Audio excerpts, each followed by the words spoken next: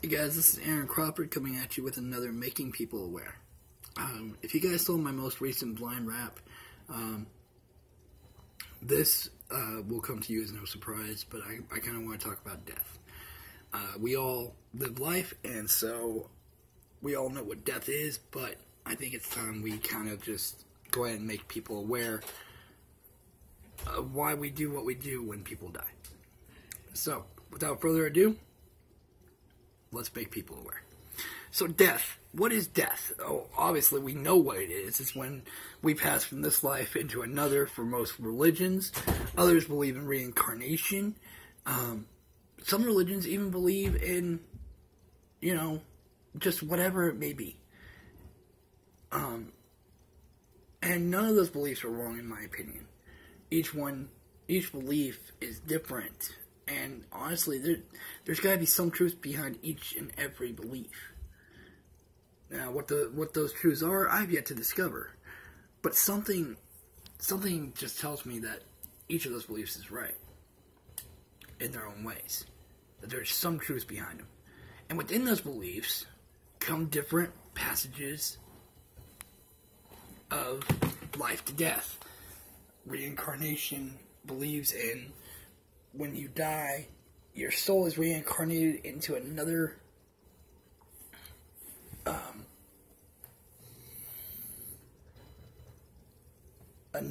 life form, whether it be a plant or an animal or another human.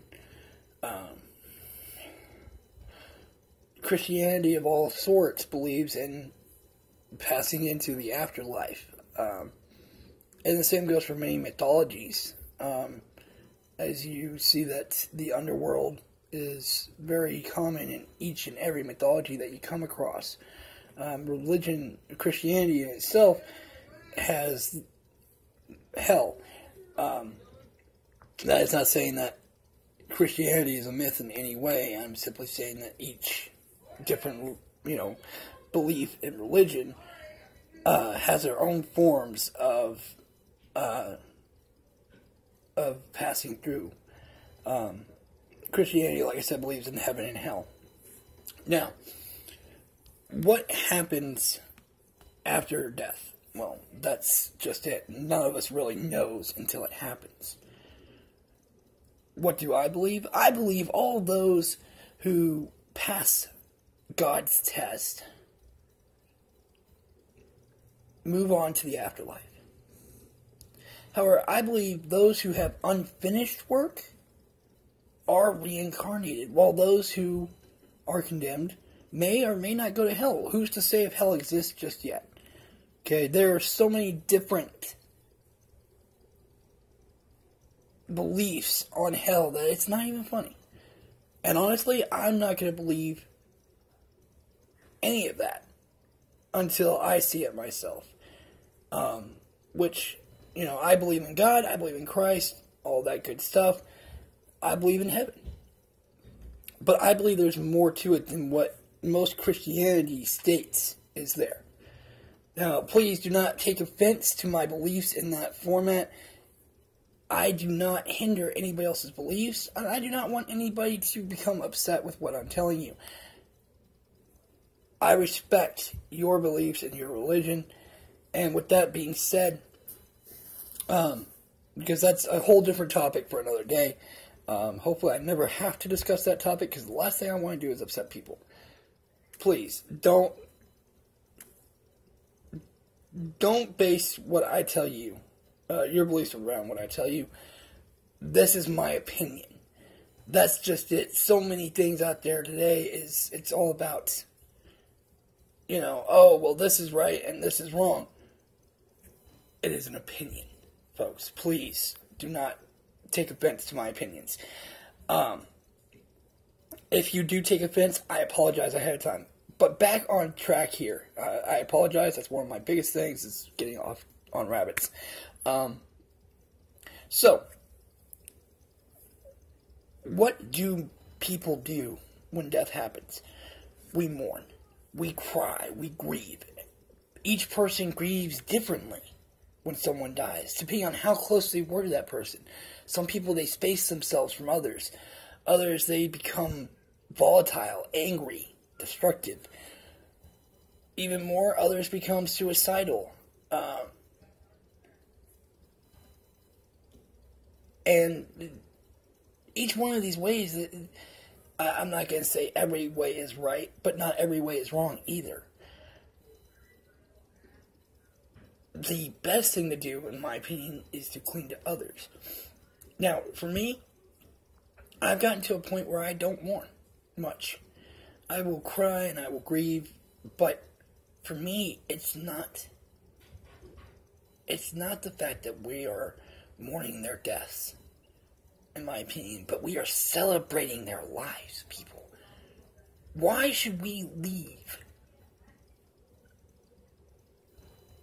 what should be an end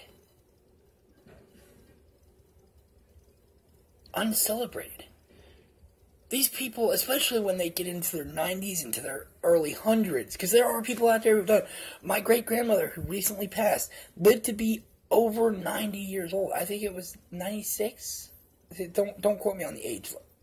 Okay, but it was somewhere between low and mid-90s. And this woman, even into her 60s, was still getting up and mowing grass and doing things. That in itself is an accomplishment. That is an outright accomplishment. And the only reason that woman passed on is because she lost her husband, her second husband. And it was her time. We all knew she was going to go eventually.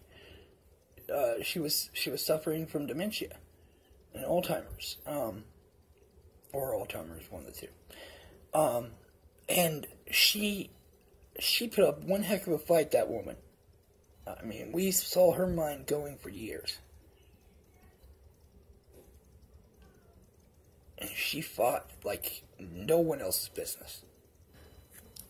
I think the main time I ever grieved was when my grandfather, my mom's dad, passed away. Because I didn't get to know him very well. And I have some memories of a man that I love very much.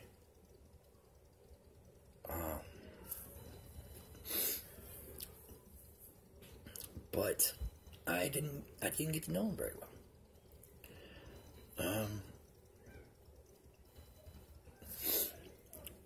A prime example, excuse me, of celebrating somebody's life, give me a moment,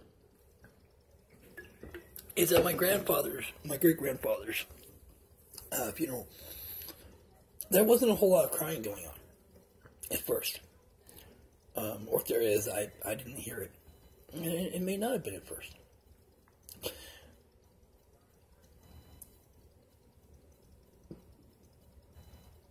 So for me, my great-grandmother, I think she cried through the entire thing. But the rest of us, it was so different. We stood up and we told stories and we laughed.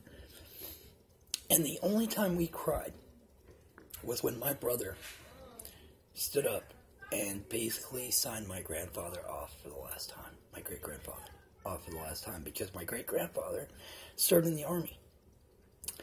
And my brother is also in the army. And he got up and literally signed my grandfather out for the last time as a military personnel. And it was the most beautiful thing I had ever seen at any funeral. And I think almost a good 2/3 of the family, including my own mom, ended up breaking down at that point.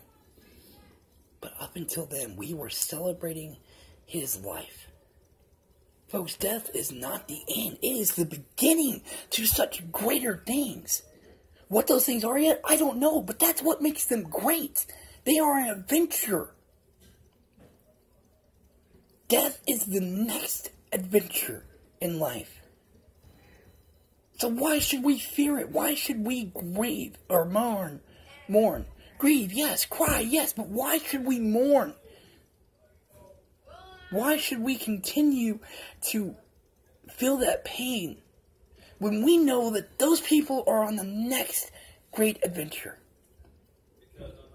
The Norse mythology believed that after you died, that you were sailing on a sea, an eternal sea, for all eternity. Now, wouldn't that be just that alone? If that mythology was true, wouldn't? I'm not saying it's not. Keep in mind, I'm not saying it's not, but for most people it isn't. But if that mythology was actually true, through and through, wouldn't that alone be gorgeous? If you're into heaven, those golden gates are supposed to be beautiful. Walking down that golden road with family members that you've lost is supposed to be beautiful. This is an adventure, ladies and gentlemen. Now, I'm not saying let's seize the moment and, go and die. Obviously, we don't want to do that. Our time will come. What I'm saying is, let's stop fearing the inevitable. Let's put those fears aside. And when our time comes, why let our families grieve? Or even if they do grieve, let them grieve. Let them cry. But before they do, let's let them celebrate our lives. Let's have a party, and let's go out with a bang. This has been Aaron Crawford with Making People Aware. I hope you guys have enjoyed. If so, please hit the like button down at the bottom of the screen. Make sure to subscribe.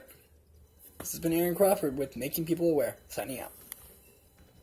Shutter button.